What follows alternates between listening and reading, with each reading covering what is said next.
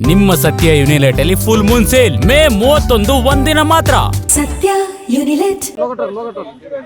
ಓಕೆನಾ ಸರ್, ಇವತ್ತು RCB versus GT final match ಇದೆ. ಮ್ಯಾಚ್ ಬಗ್ಗೆ ಏನು ಎಕ್ಸ್ಪೆಕ್ಟೇಷನ್ ಇದೆ? ಇವತ್ತು ಇರೋ match I think Virat Kohli will play. If Virat Kohli plays then the chances are 100%. Even if Virat Kohli doesn't play, because other players are in form, so we hope that we can take the cup back. Sir, GT last match ಅಲ್ಲಿ ಒಳ್ಳೆ comeback ಮಾಡಿದ್ದಾರೆ. Strong ಆಗಿ ಕಾಣಿಸ್ತಿದ್ದಾರೆ ಅವರು. ಸಾಯಿ ಸುದರ್ಶನ್ ಆಗಿರ್ಬೋದು, ಗಿಲ್ ಆಗಿರ್ಬೋದು, bowling line up ತುಂಬಾ strong ಆಗಿದೆ. ಅವ್ರನ್ನ ಕಟ್ ಹಾಕ್ಬೇಕು ಅಂತಂದ್ರೆ ಫಸ್ಟ್ ಬ್ಯಾಟಿಂಗ್ ಆದ್ರೆ ಎಷ್ಟು ರನ್ಸ್ ಬೇಕು ಅನ್ಸುತ್ತೆ?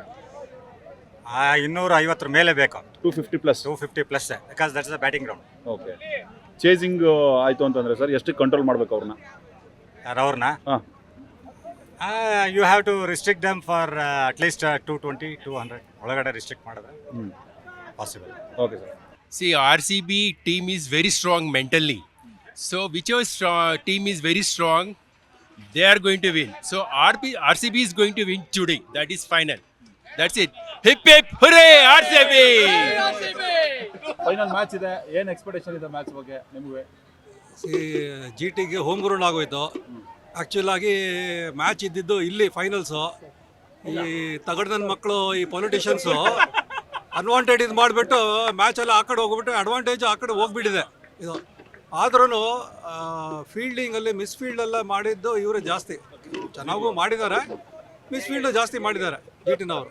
ಅದರಿಂದ ನಾನು ತಿಳ್ಕೊತೀನಿ RCBಗೆ ಒಳ್ಳೆ ಅಡ್ವಾಂಟೇಜ್ ಇದೆ ಅಂತ ಇರುತ್ತೆ. ಸರ್, ಬೌಲಿಂಗ್ ಲೈನ್ ಅಪ್ ತುಂಬಾ ಸ್ಟ್ರಾಂಗ್ ಇದೆ GTಗೆ.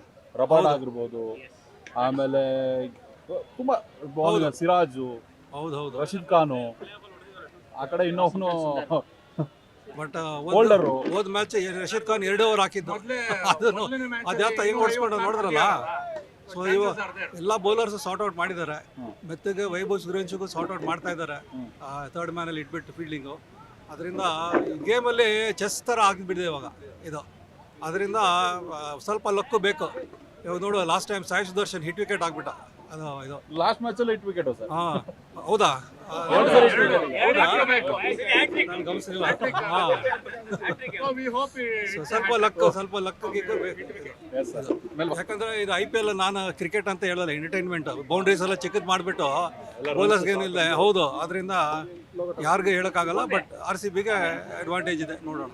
RCB